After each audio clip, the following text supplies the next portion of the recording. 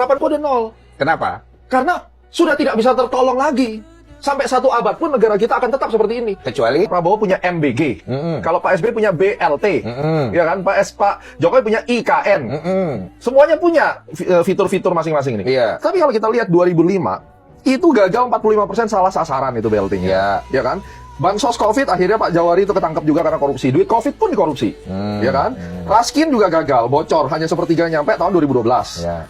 PKH itu bagus sekali padahal. Ya, program keluarga apa itu?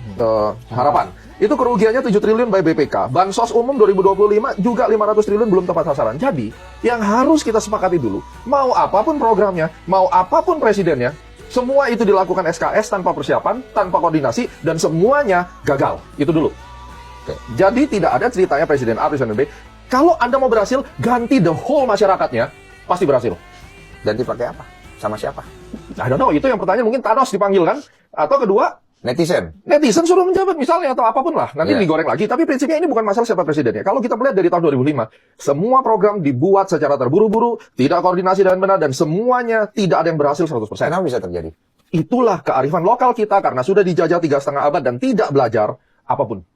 Itu kesimpulan. Saya adalah orang yang very realistik. Saya tidak melihat, saya tidak punya kepentingan juga. Tapi kalau saya harus mengamati, yang bermasalah adalah ketika sudah ada tanda dilarang stop, dilarang parkir, Anda masih ngetem di situ. Semua bermulai dari masyarakat bawah yang pada akhirnya Kebiasaannya. yes, dan naik ke atas jadi orang DPR, naik ke atas kepilih orang partai. Jadi kalau kita lihat jangan top down, bottom up-nya udah masalah. Harapan udah nol. Kenapa? Karena sudah tidak bisa tertolong lagi. Sampai 1 abad pun negara kita akan tetap seperti ini. Kecuali Nggak ada kecuali, bro. Kecuali ada Thanos katanya. Enggak, karena negara kita dari awal sudah didesain seperti ini agar mudah dieksploitasi orang asing. Contohnya, ambil balik Freeport coba kalau bisa. Itu udah menjawab semua podcast ini. Lu ambil balik Freeport dan usir semua perusahaan-perusahaan minyak yang ada di Indonesia, yang asing. Pak Presiden nggak bisa ambil balik Freeport. Kita bisa merdeka karena apa? Itu aja jawabannya. Nah, berlandaskan dari situ, kita sudah tahu we are in the hopeless state. And the only way untuk survive adalah adapt. Beradaptasi dengan kondisi ini. Jangan berharap terlalu banyak pada pemerintah, berjuang sendiri, hidup sendiri, dan itulah caranya untuk survive.